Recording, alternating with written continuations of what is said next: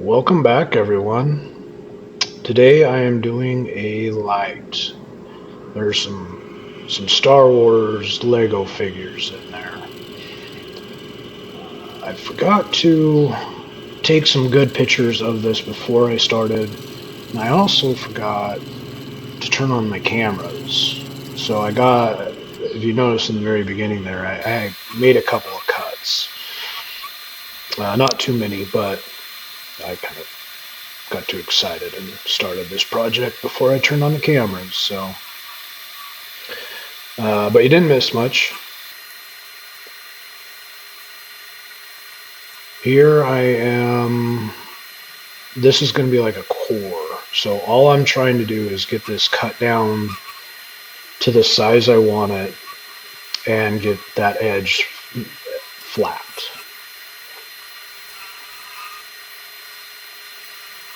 Really, this kind of took a minute. I don't know why it was so long, but it kept vibrating on me. So I went back and forth using a lot of different tools between my gouge and my carbide. Doesn't help that that wood in the base is black locust, so it's tough stuff. Works really good for turning, but it'll dull your tools really fast.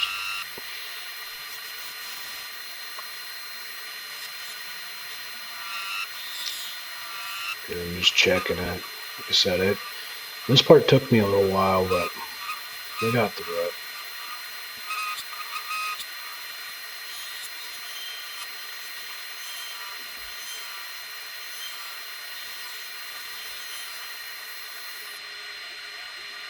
What do you think of this camera angle? I don't know if I like it or hate it. uh, but I'm always trying for everyone to get a better view. It seems like I always have my head in the way or something.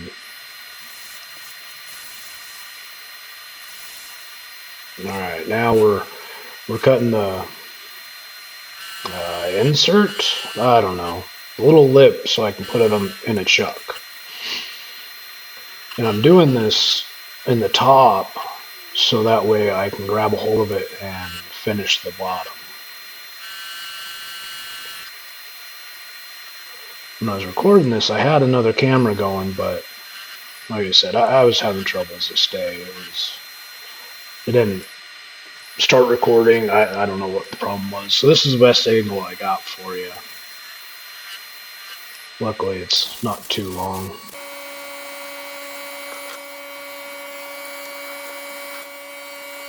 Now we're switching out to my bigger jawed chuck. Now I can work on the bottom here, get it all cleaned up.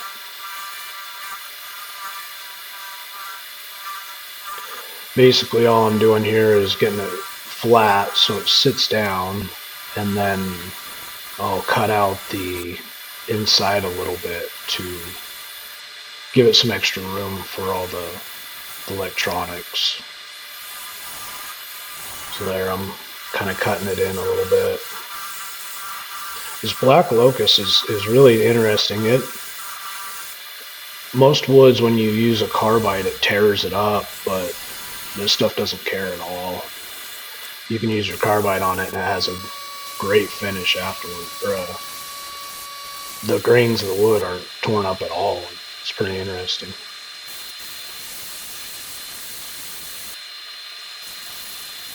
When I make lights, wherever the lights are going to be, I always leave that part rough and sanded. That way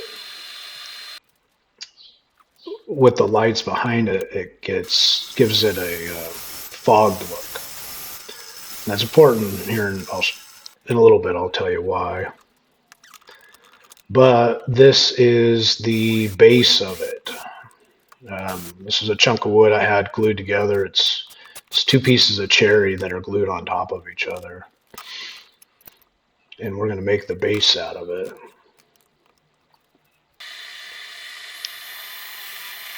So now I'm just cutting it round and getting it to the size I want it.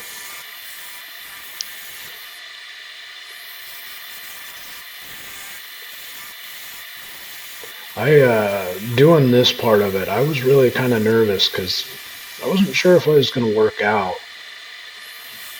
Turning the outside's one thing, but I'm going to core out the inside here in a minute. And it was a little nerve-wracking because that piece of wood there is about 6 to 8 inches right now, and that's a long ways to cut. When you're working on a lathe, the further away the cutting tip of your tool is from the rest, the more difficult it is. You get a lot more chance of catch and vibrations in your tools and strain. And basically makes it more difficult. So here I'm putting the bottom on, and I'll put one of those inserts in so I can grab it from the other way and flip it over. Here's a little trick too. All those cracks are glued together. I don't like to do it on my bowls because I don't like the glue and possibility of people eating out of them with a bunch of glue in it, but something like this is a little different. Just give it time to cure. You don't want all that glue spraying out everywhere. And I say that from experience. I've definitely ruined a few face masks from their face shields from having glue sprayed all over them.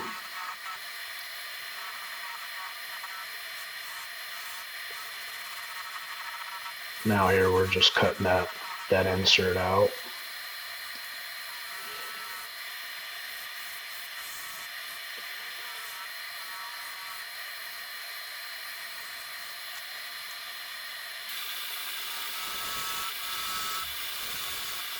Giving the base a little bit of shape.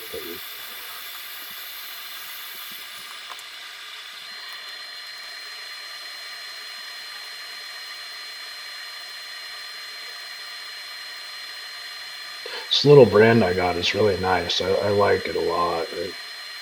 I used to put all my logo in by hand, and now all I have to do is that brand, and it's nice and clean.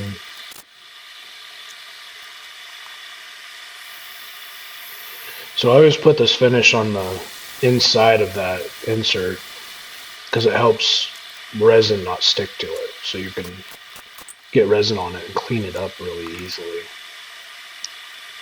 And I think that's just because it's a mineral oil based finish. So if you have oil on it, on anything you're trying to put resin on it, it won't stick to it. Punching a little hole in there, get my depth, and I moved to a bigger bit here because of how deep I'm going. I like to keep this one nice and sharp, and I use all my other ones to do the mass amount of work.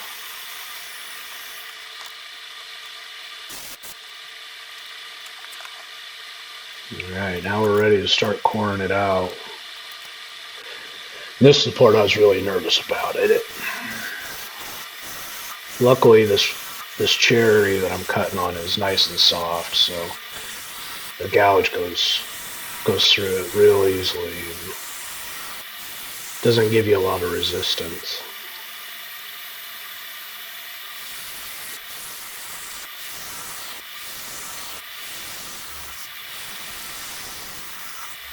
And this is where I was talking about going over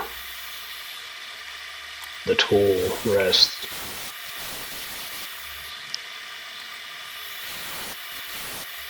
Whenever you're sizing something, you want to go really small or really slow, because if you cut an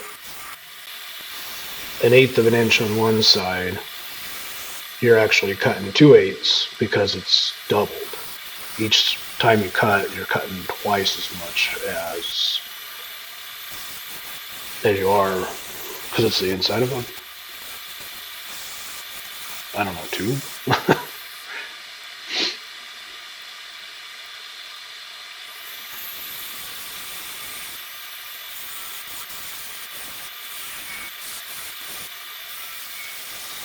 Somehow I was able to cut all of that, because that's a long reach for a tool there.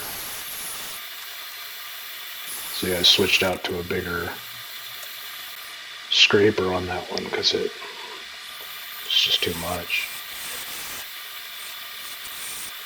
Head in the way.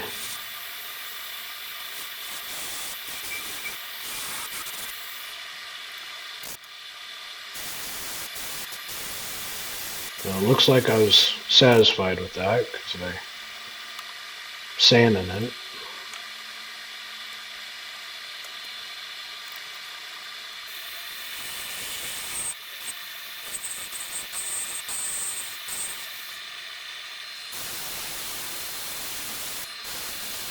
And this sanding isn't really important. I was more of just kind of smoothing it out.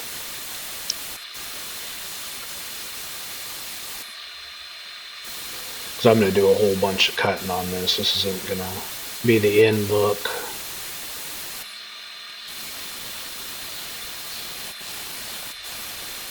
But might as well get the rough, or the mass amount of sanding done while it's easy. So here I'm cutting out the power cord hole.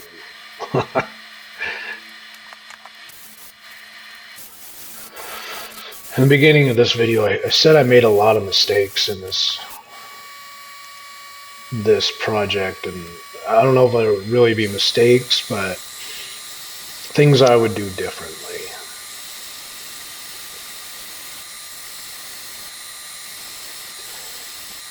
Working with this resin,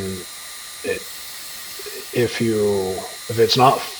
the resin's not flat, it magnifies.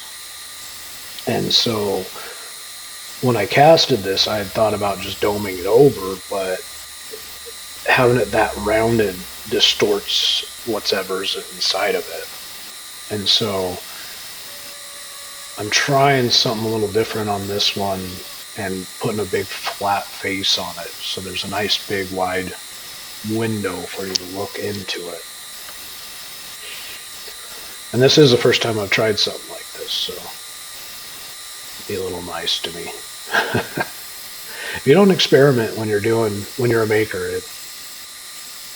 you just end up making the same old thing over and over again. I don't know, I need more excitement in my life than that.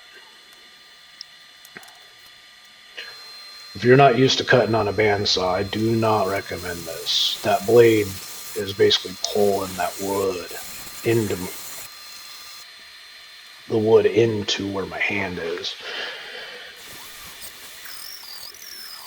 So this is the part where I think I could have skipped all of this grinding with this little tool here. I probably should have just done the lighting and then gone back to the shaping. And I'll show you that in a minute here. I sped this up quite a bit because when I was editing this video, it was just like, man, I wasted so much time shaping it by hand like that. It's frustrating. But I wanted to show my process, so this is what I actually did. Could have been so much easier.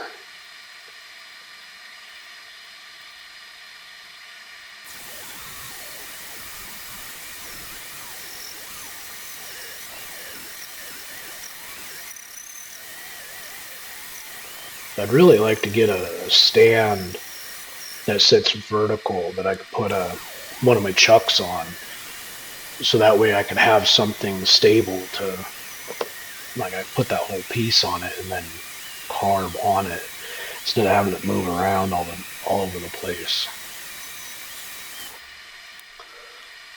So here I'm getting ready to put the lights in and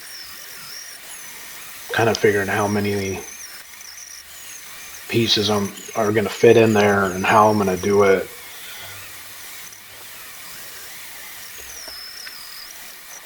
Just marking it out.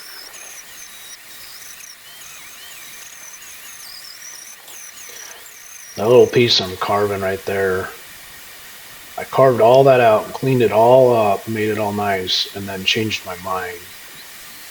I ended up carving out all the bottom part, so it's just one gap. And of course, I forgot to turn on a camera for that bit. You can see it there, how I just removed all of that. Add my white paint for reflection.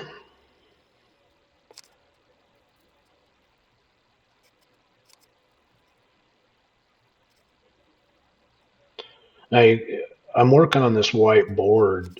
I'm trying to find a better way to do it on my workbench. The last lighting video I did, I just didn't like how well you could see it. And so I'm trying this out, and it's better, but it's almost too bright now. I don't know if I'm being picky. But when I am doing all this wiring, I solder everything together so it's nice and well connected. And here I am prepping all my pieces. You can see I'm pre-soldering everything, and that just makes it a lot easier once you go to connect everything if there's already solder on it.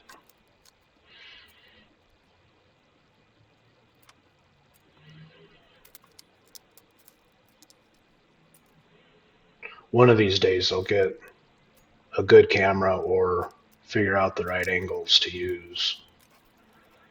So this is a little bit more visually attractive. I even go as far as heat shrink and everything to make sure it's all nice and cohesive.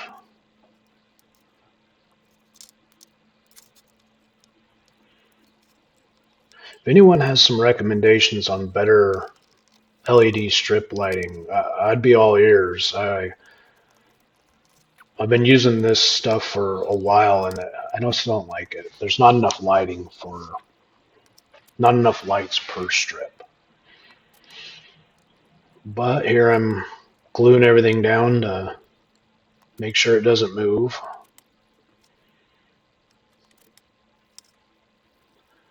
Gluing the strip lighting on. And everything works. Alright, so this is why all that pre-cutting was unnecessary. Now that it's glued in there, I am smoothing everything out so it's nice and flush and there's no gaps. What I didn't think about before is even at this point, I could take this whole thing over to my big sander and just take material off in no time. But I do like that little tool. It's kind of fun to use. And it's new to me.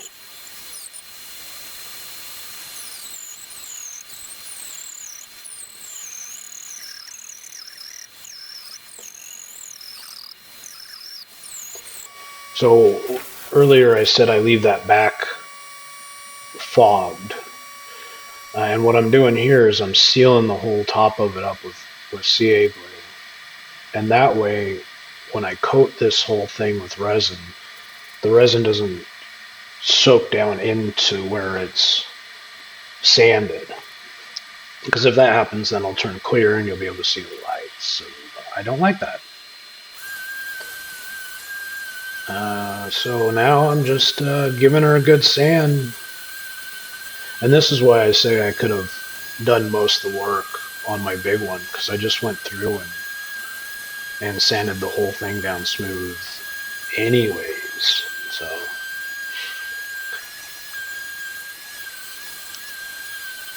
I ever do this again, I know a better way now.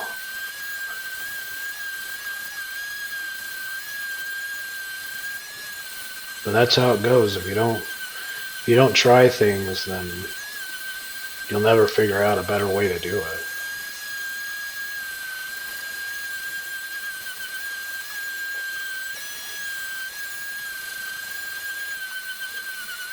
And the lights still work. Alright, so this part here is one of my little tricks. I put a little plug of tape on there, and a couple layers, that's enough to keep the resin out of that plug. And it's easy to cut back out once there's resin on it.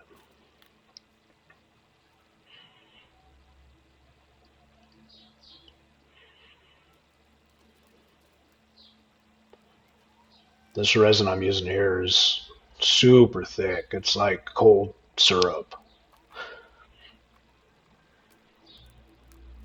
But I'm going to give you your first look into what I'm actually making here pretty soon. For me, I always switch out my resin into a new container. That way you get a better mix, really, is the only reason to do it. Okay, here we go. It's Yoda and Luke doing training.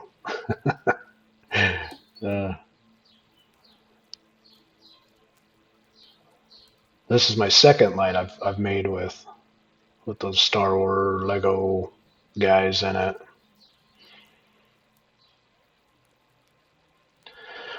When you're coating resin like this, the best way to do it is to put enough resin on it that it wants to drip off. And I put it in the pressure pot to make sure it's bubble free, and you don't necessarily need to. You might get some micro bubbles in it, but usually that stuff's pretty good to be cleared out. Here it is. I forgot to record taking it out of the pot, but this is it.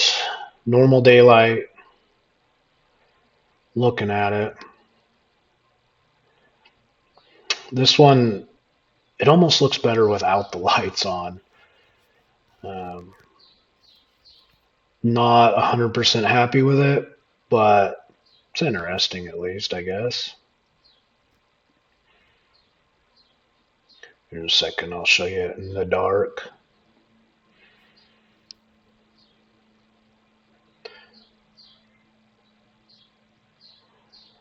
All right, well, I just want to say thanks for tuning in with me, and have a good day. We'll see you on the next one.